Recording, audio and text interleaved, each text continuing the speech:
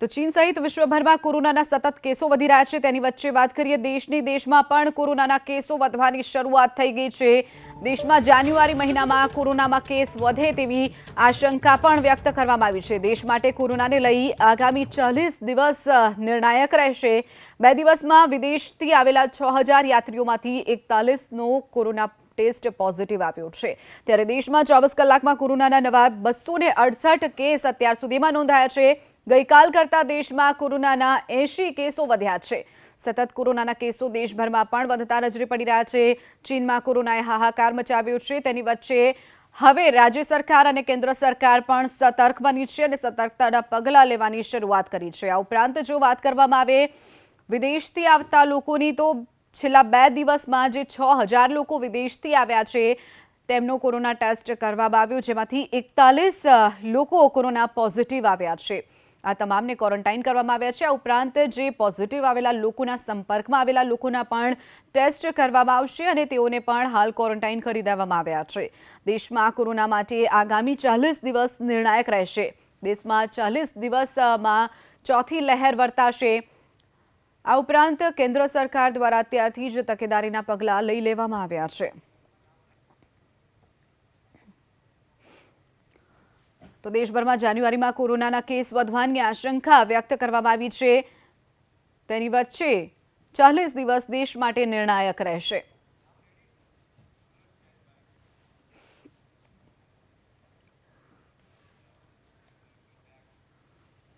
તો જે રીતે સતત કોરોનાના કેસો ચીન સહિત વિશ્વભરમાં વધી રહ્યા છે હવે દેશમાં પણ કોરોનાના કેસો વધવાની શરૂઆત થઈ ગઈ છે। ત્યારે આ જ મુદ્દા પર ચર્ચા કરીશું। ચર્ચામાં આપણી સાથે છે ડોક્ટર સંજયભાઈ ભટ્ટ જેઓ આઈએમએના પ્રમુખ છે। તેઓ આપણી સાથે રાજકોટથી જોડાયા છે।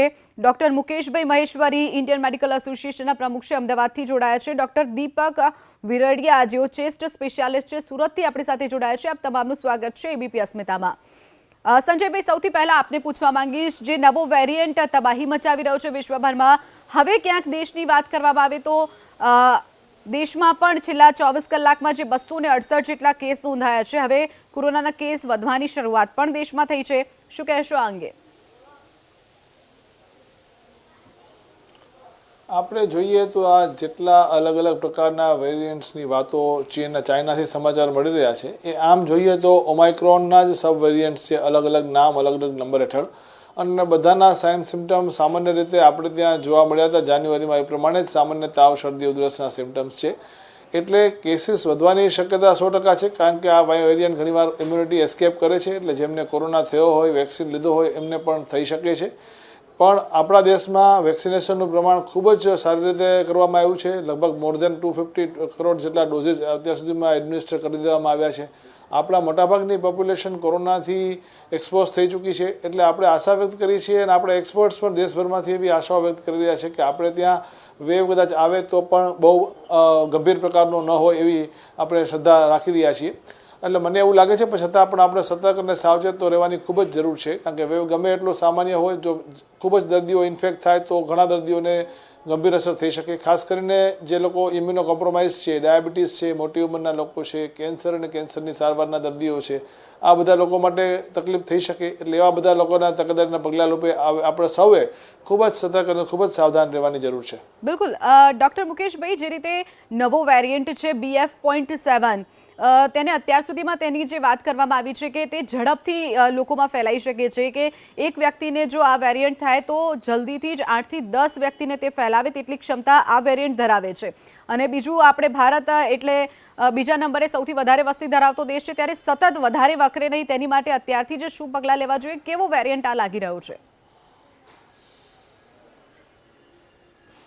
શિવાંગીની આ છે ને મેઇન વસ્તુ એ છે કે ઓમિક્રોનનો એક સબ લિનિયજ છે અને એની R0 એટલે જે રોગ ફેલાવાની ક્ષમતા છે અદ્ભુત છે। તમે કહ્યું એનાથી પણ વધારે 10 થી 18 લોકોને આ એકને લાગે તો લાગી શકે છે। બીજું તમામ ઓમિક્રોન છે ને જેટલા બી અત્યાર સુધી આવ્યા BA.1 થી લઈને BA.5 સુધીના એ આપણા દેશમાં આવી ચૂક્યા છે। તમામ ઓમિક્રોન ઇમ્યુન એસ્કેપ એટલે કે જેને ઇમ્યુનિટી રોગ પ્રતિકારક શક્તિઓ અને થાપ આપવાની ક્ષમતા ધરાવતા જ આવેલા છે એટલે આ બહુ ઝડપથી ફેલાય એવી શક્યતા છે। અને એક મોટું રિસ્ક શું હોય છે કે જ્યારે વાયરસ ખૂબ ઝડપથી ફેલાય ત્યારે એને કોઈ ઇમ્યુનો કોમ્પ્રોમાઇઝ હોસ્ટની અંદર તક મળી જાય તો એ લાંબો ટાઈમ રહે અને કોઈક વાર એમાંથી એક નવો વાયરસ પેદા થાય જે વાઇલ્ડ વાયરસ અથવા રિકોમ્બિનન્ટ વાયરસ કહેવાય જેમાં બીજા વાયરસનું પણ મટીરિયલ એને એક્સચેન્જ કરેલું હોય। તો એ એક મોટો ખતરો આપણા માટે અથવા દુનિયા માટે છે. એટલે એની ધ્યાન રાખતા આપણે એનું ખૂબ સતર્ક રહેવાની જરૂર છે, કારણ કે આનો R0 10થી 18 જેટલો છે, એટલે ઝડપથી ફેલાય છે. તો એના માટે આપણે છે ને બહુપાંખીયો વ્યૂ અપનાવવો પડે એવો છે.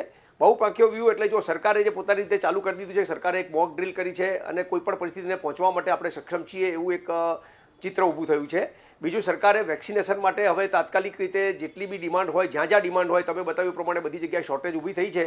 તો એનું એક બે કારણ છે કે વચમાં વેક્સિન ફેંકી દેવી પડે એવી પરિસ્થિતિ થઈ હતી. માંડ વેક્સિનેશન સેન્ટર પર 2-5 લોકો આવતા હતા, તો એ વખતે એની ના રિક્વાયરમેન્ટથી વેક્સિનનો જથ્થો હતો નહીં. પરંતુ સરકારે તાત્કાલિક જેટલા બી વેક્સિન મેન્યુફેક્ચરર છે એ બધાને કહીને મોટા પ્રમાણમાં વેક્સિન બજારમાં લાવવી પડશે. અને આપણી પાસે એમાં પણ આપણે એડવાન્ટેજ છે કે આપણી પાસે 5 થી 6 વેક્સિન છે. આપણી પાસે કોવિશિલ્ડ છે, કોવાક્સિન છે, જે શરૂઆતમાં આપણે 2 વાપરી, એના પછી કોર્બેવેક્સને પરમિશન મળી છે, જાયકોવની પરમિશન મળી છે, સ્પુતનિકને છે. એટલે આપણી પાસે ઢગલાબંધ વેક્સિન છે. એટલે અલગ અલગ સ્પેક્ટ્રમમાં અલગ અલગ વેક્સિન માટે સરકારે જે પ્રયત્ન ચાલુ કરે છે, સરકાર તરફથી એ પ્રયત્ન શરૂ થઈ ગયો છે. બીજો જે આવે છે એ વાત છે લોકોની. તો લોકોએ હવે ફરી પાછા SMSના ગોલ્ડન રૂલ તરફ પાછા વળવું પડશે.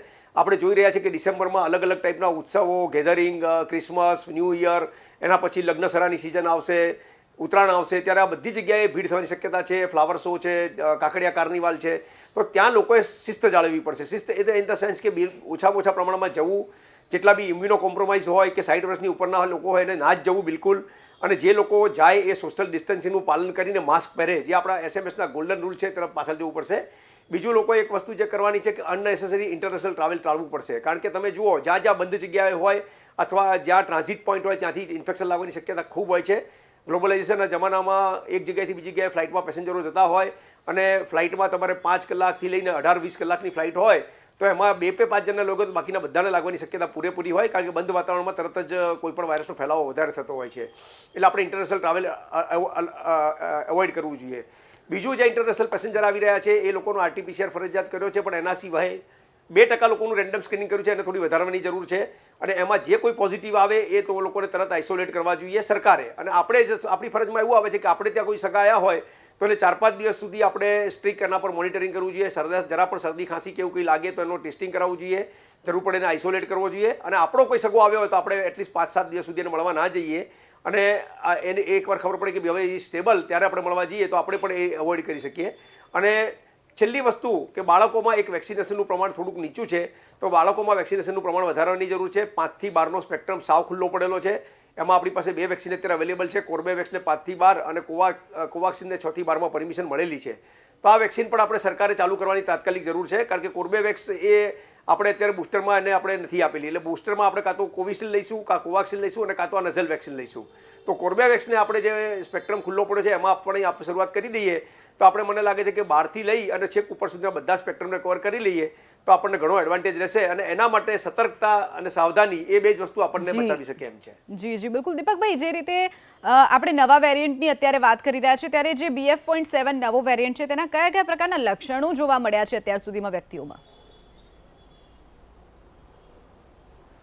હવે BF.7 જે વેરિયન્ટ જોવા મળ્યો છે એ અત્યારે મેક્ઝિમમ જે કેસો જોવા મળ્યા એ ચાઇનામાં મળેલા છે.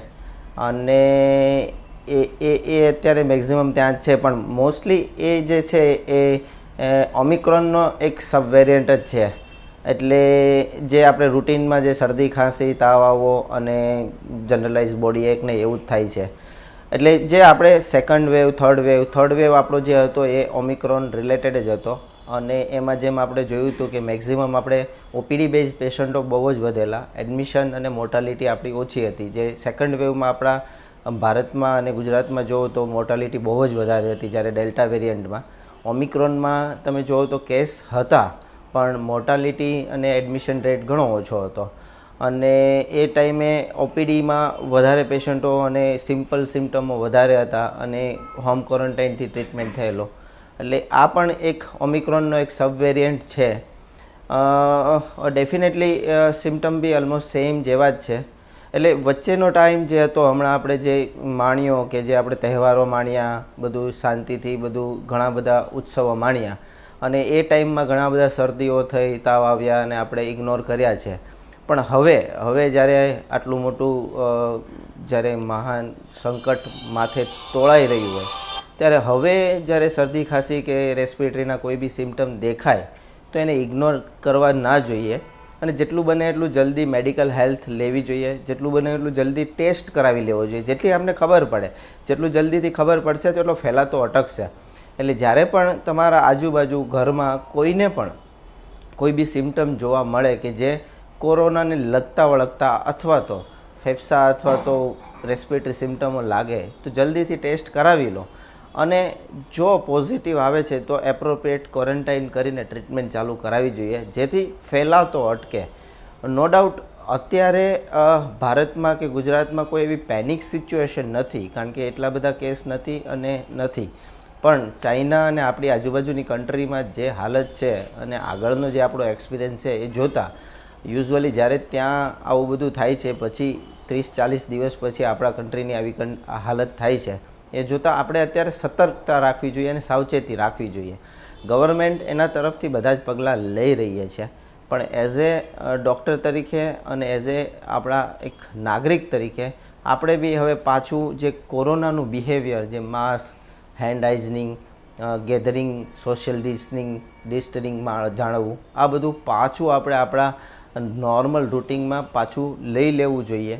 અને જેટલું બને એટલું જલ્દીથી આ રૂટીન પાછું ફોલો કરતું રહેવું જોઈએ, જ્યાં સુધી આપણો આ ખતરો ટળે નહીં ત્યાં સુધી. બિલકુલ સંજયભાઈ, જે રીતે આ કોરોના અત્યારે ભારતમાં હજુ એટલો દેખાયો નથી અને અત્યારથી જ કેન્દ્ર અને રાજ્ય સરકાર પણ સતર્ક બની ગઈ છે, પરંતુ જે નિષ્ણાંતો છે તેમનું માનવું છે કે જાન્યુઆરી અને ફેબ્રુઆરીના જે 40 દિવસ છે તે દેશ માટે નિર્ણાયક રહેશે, કે કોરોનાનો વિસ્ફોટ તેમાં થઈ શકે છે, પીક પર કોરોના આવી શકે છે. તે સમયમાં કેવા પગલાં લેવાની જરૂર લાગી રહી છે?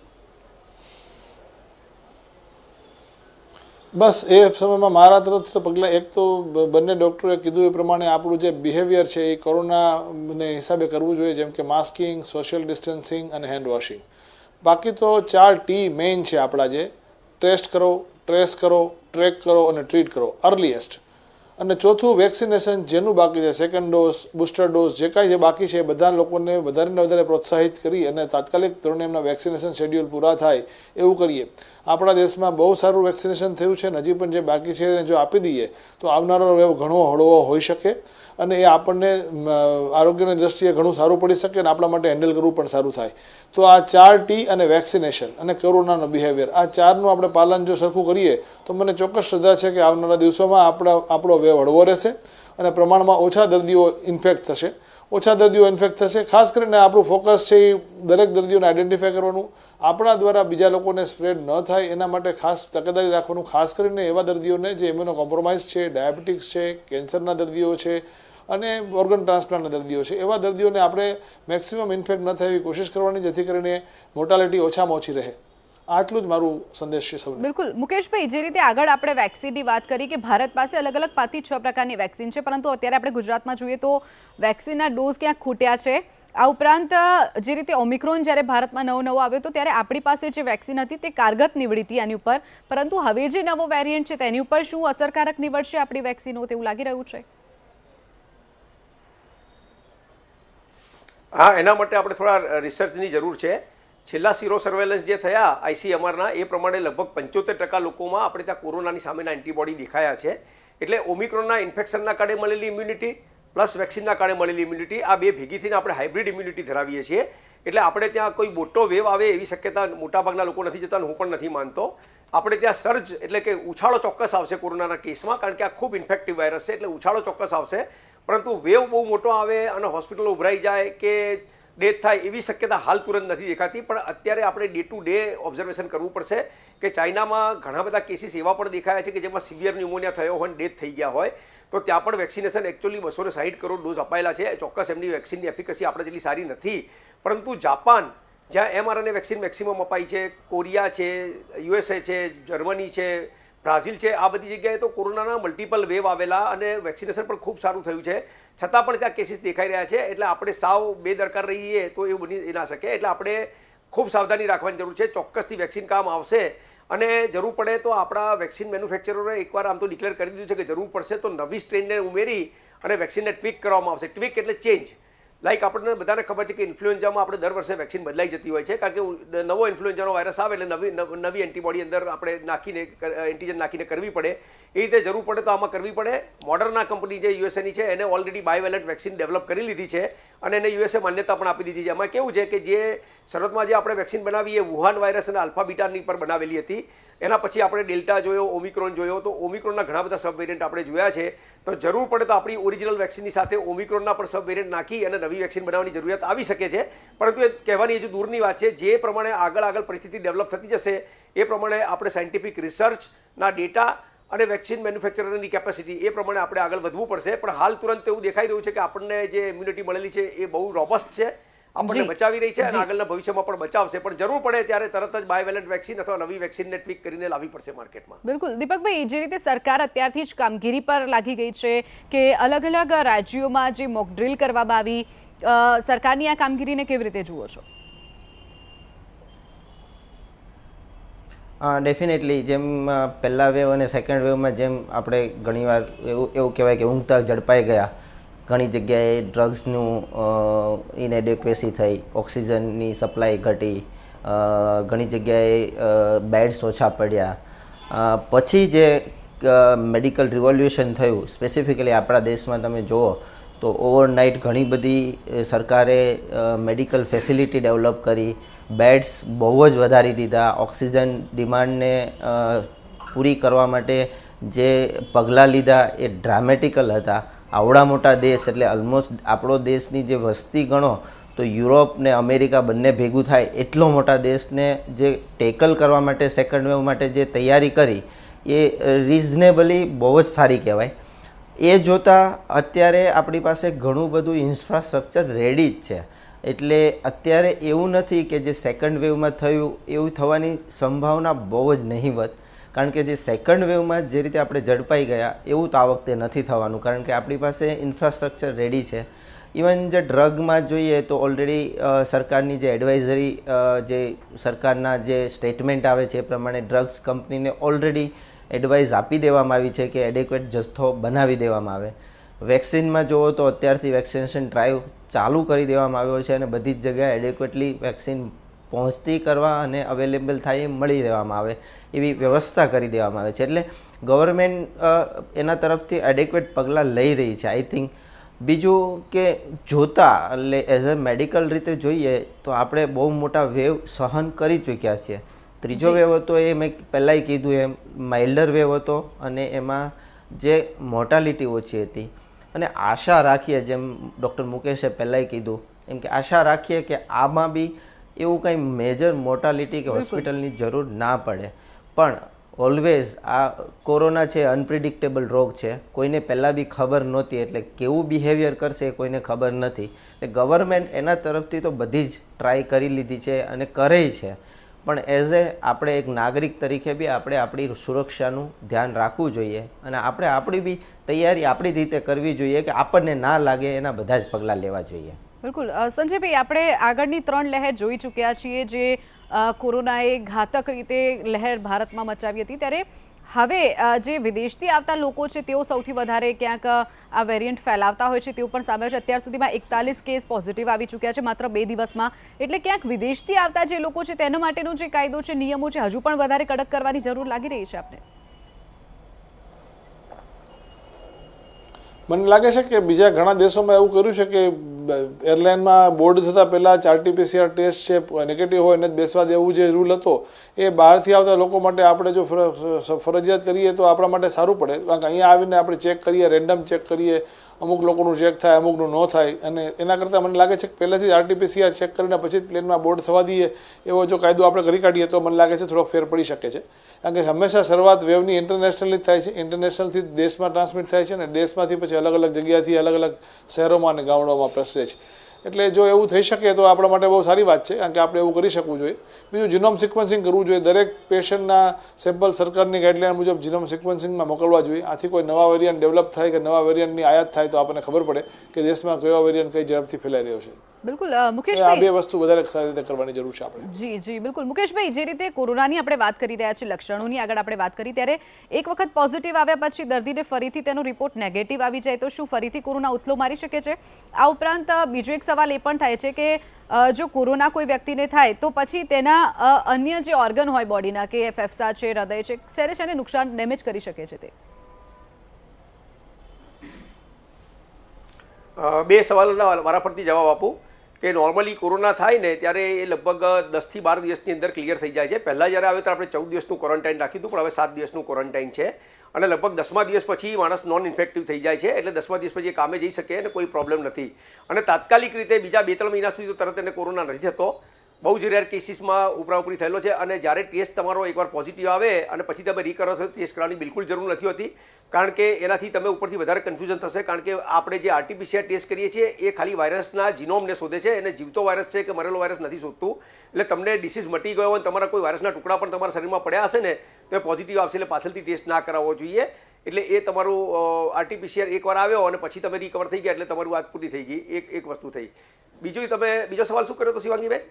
બિલકુલ, મેં એમ પૂછ્યું હતું કે ફરી જે કોરોના થયો વ્યક્તિમાં તો ફરીથી થવાના શક્યતા ચાન્સીસ કેટલા છે તેનું તમે કહી દીધું, પરંતુ વ્યક્તિને જ્યારે કોરોના થાય છે તો ઓર્ગન કેટલા ડેમેજ થાય છે? ઇનર ઓર્ગન જે ફેફસા છે, હૃદય છે, તેને કોઈ નુકસાન પહોંચાડી શકે છે કે? આ એક બહુ સરસ સવાલ તમે કર્યો છે અને મોટાભાગના લોકો આનાથી અજાણ છે. કારણ કે લોકો એવું માને છે કે મને માઇલ્ડ કોરોના થઈ ગયો અને મટી ગયો એટલે હું સરસ થઈ ગયો. ના, એવું નહીં. કોરોના એની પાછળ જે સિક્વન્સ મૂકી જાય છે ને એ ખૂબ ડેન્જરસ છે અને વિશ્વ અત્યારે એના એક બહુ મોટા પડકારને ઝીલી રહ્યું છે, જેને લોંગ કોવિડ અથવા પોસ્ટ કોવિડ સિન્ડ્રોમ કહેવામાં આવે છે. 4 અઠવાડિયા પછી જે કંઈ તકલીફો શરૂ થાય છે એમાં કેવું છે કે આ ACE2 રિસેપ્ટર સાથે જોડાય છે આ વાયરસ, અને ACE2 રિસેપ્ટર આપણા ઘણા બધા ઓર્ગનમાં છે.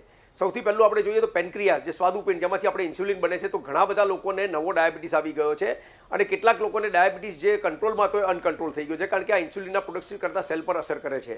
બીજું આની એક મોટી અસર છે એ હાર્ટના એના પર જોવામાં આવી છે કે જે આપણું હાર્ટનું વચ્ચેનું લેવર એમાં માયોકાર્ડાઇટિસ કરે છે, પ્લસ થ્રોમ્બોએમ્બોલિઝમ એટલે લોહી ગંઠાઈ જવાની પ્રક્રિયા કરે છે. એના કારણે એનાથી જે પ્લેક એટલે જે નાના નાના કણ છૂટા પડે એનાથી સડન તમને હાર્ટ એટેક આવે અથવા કાર્ડિયાક એરેસ્ટ થાય એવા પણ કેસીસ ખૂબ જોવા મળી રહ્યા છે. આપણે સતત હમણાં જોઈ રહ્યા છીએ, ICMR પણ એક સ્ટડી કરી રહ્યું છે કે છેલ્લા 1 વર્ષમાં હાર્ટ એટેકનું પ્રમાણ ડબલ થઈ ગયું છે. તો એનું પણ એક રીઝન કોરોનાને માનવામાં આવે છે. ત્રીજું એનું જે છે બ્રેઇન ફોગિંગ. ઘણી બધી વાર એવું જોવા મળ્યું છે કે માણસની કામ કરવાની કેપેસિટી બહુ ઓછી થઈ જાય છે. જે માણસો 8 કલાક કામ કરી શકે 5 કલાકમાં થાકી જતા હોય, મગજ કન્ફ્યુઝ થઈ જતું હોય, જેને બ્રેઇન ફોગિંગ કહેવામાં આવે છે, એવી પણ એક અસર જોવા મળી રહી છે. અને ન્યુમોનિયા, દૂરની આપણી જે ધમની શિરા હોય એની અંદર બ્લડ ક્લોટિંગ, આ તો બધા નોન કોમ્પ્લિકેશન જ છે જ. અને હજુ વાયરસ 2.5 વર્ષ જૂનો છે, એટલે જેમ જેમ સ્ટડી કરતા જશે એમ ખબર પડશે. પણ એક વસ્તુ તો નક્કી છે કે કોરોના જઈને મટી જાય એનાથી આપણે આનંદ લેવાની જરૂર નથી. કોરોના પાછળ ખૂબ બધી કોમ્પ્લિકેશન મૂકી જાય છે, જે મેઇન મેં તમને ગણાવ્યા. એના સિવાય ઘણા બધા કોમ્પ્લિકેશન જેમ સમય આવતો જશે એમાં આપણને સમજાતા જશે. બિલકુલ સંજયભાઈ, જે રીતે કોરોના અત્યારે જે પીક પર હજુ ભારતમાં નથી આવ્યો અને વકરે પણ નહીં, આપણે એવી આશા રાખીએ, ત્યારે એક ડોક્ટર તરીકે આપને લોકોની શું સલાહ રહેશે કે કેવા પ્રકારના સાવચેતીના પગલાં અત્યારથી લેવાની શરૂઆત કરી દેવી જોઈએ? મેં પહેલાં પણ કીધું કે કોરોનાના એપ્રોપ્રિએટ બિહેવિયર એટલે ભીડવાળી જગ્યાએ, જાહેર સમારંભોમાં, કોઈ પણ જગ્યાએ જઈએ, જાહેર પાર્ટીમાં કે કોઈ ધાર્મિક સ્થળોએ માસ્ક પહેરી રાખવો જોઈએ હંમેશા. ખાસ કરીને મોટી ઉંમરના લોકોએ ભીડભાડવાળી જગ્યાએ બને ત્યાં સુધી ન જવું, ચાલે એવું હોય તો ન જવું જોઈએ.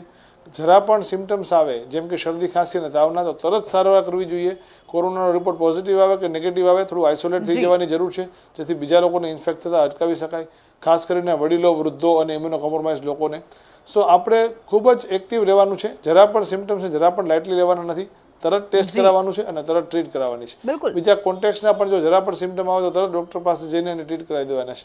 સો આ ટ્રીટમેન્ટ ને ટ્રેસિંગ ને ટ્રેકિંગ કરશું આપણે, અને એ સાથે જ જેના વેક્સિન બાકી છે એ બહુ જ જલ્દી થકે વેક્સિન લઈ લઈએ તો આપણા બધા માટે બહુ સારું જ છે. બિલકુલ. દીપકભાઈ, લોકોને શું કહેશો કે અત્યારથી કેવા સતર્કતાના પગલાં ભરવાની શરૂઆત કરી દેવી જોઈએ? જેમ ડૉક્ટર મુકેશ, ડૉક્ટર સંજયે કીધું, પગલાં તો કોમન જ છે, બધાને જ ખબર છે. માસ્ક પહેરવાનું છે, હાથ ધોવાના છે, સોશિયલ ડિસ્ટન્સિંગ રાખવાનું છે, ભીડભાડ નથી કરવાનું, બને ત્યાં સુધી ઇન્ટરનેશનલ ટ્રાવેલ ઓછું કરવાનું છે. કંઈ બી થાય તરત ડૉક્ટરને મળો, ટેસ્ટ કરો, જલ્દી ટેસ્ટ, જલ્દી રિઝલ્ટ લાવો અને ખબર પાડો. વેક્સિનેશન બને એટલું જલ્દી લો. ઘણા બધા લોકોએ થર્ડ વેવ થયો પછી બૂસ્ટર ડોઝ નથી લીધા, કારણ કે બધાને એવું થયું કે કોરોના જતો રહ્યો. અત્યારે ઘણા લોકો અમને પૂછતા હોય બૂસ્ટર ડોઝ લેવો જોઈએ, ના લેવો જોઈએ કે શું કરવું જોઈએ, તો વહેલી તકે લઈ લો. કારણ કે બૂસ્ટર ડોઝ આજે લઈ લેશો એટલે એનો મતલબ એવો નથી કે કાલે ઇમ્યુનિટી આવી જશે, એટલે એનો ટાઈમ લેશે. એટલે આ બધા જે સામાન્ય પગલાં છે એ કરવા જોઈએ અને સ્ટાર્ટ કરી દેવા જોઈએ. બિલકુલ. મુકેશભાઈ, આપનું શું માનવું છે? લોકોએ કેવી રીતના પગલાં લેવા જોઈએ? કારણ કે હજુ પણ ઘણા લોકો એવા છે કે કોરોના કે આવું કશું હોતું નથી અને સરકાર માત્ર આ લોકડાઉન ને માસ્ક પહેરો ને બધા નિયમો નાખી દેતી હોય છે. શિવાંગીનીબેન, માસ્ક આપણે આપણા પોતાના માટે પહેરીએ છીએ. એના થકી આપણે આપણી પોતાની જાતને સુરક્ષિત કરીએ છીએ, આપણા કુટુંબને સુરક્ષિત કરીએ છીએ, સમાજને સુરક્ષિત કરીએ છીએ. અને આપણે તો વસુદેવ કુટુંબકમમાં માનનારો દેશ છીએ, એટલે સમગ્ર વિશ્વની ચિંતા પણ આપણે કરતા હોઈએ છીએ. ત્યારે આપણે કોઈપણ જાતની બેદરકારી ના રાખવી જોઈએ. સરકારની જે ટાઈમ ટુ ટાઈમ જે ગાઈડલાઈન આવે એનું સખ્તાઈથી પાલન કરીએ. સારા નાગરિક તરીકે આપણી તમામ ફરજો બજાવીએ. અને પ્રધાનમંત્રીશ્રીએ બહુ શરૂઆતમાં કહ્યું હતું, 2 ગજ કી દૂરી, વેક્સિન હૈ જરૂરી. જી જી બિલકુલ. ડૉક્ટર સંજય, ડૉક્ટર મુકેશભાઈ અને ડૉક્ટર દીપકભાઈ જોડાયા ચર્ચામાં, તે બદલ આપનો આભાર. તો જે રીતે વિશ્વભરમાં કોરોના અત્યારે હાહાકાર મચાવી રહ્યો છે, ભારતમાં હજુ પીક પર નથી આવ્યો, પરંતુ આવે પણ નહીં તેવી આપણે આશા રાખીએ. અત્યારથી જ સાવધાનીના જે પગલાં અને જે સરકારે અત્યારથી જે ગાઈડલાઈન બહાર પાડી છે તેનું ધ્યાન રાખવાની શરૂઆત આપણે કરી દઈએ. તો આ સાથે જ વિશેષ ચર્ચામાં અત્યારે બસ આટલું જ. વધુ સમાચાર માટે આપ જોતા રહો એબીપી અસ્મિતા, ગુજરાતની અસ્મિતા.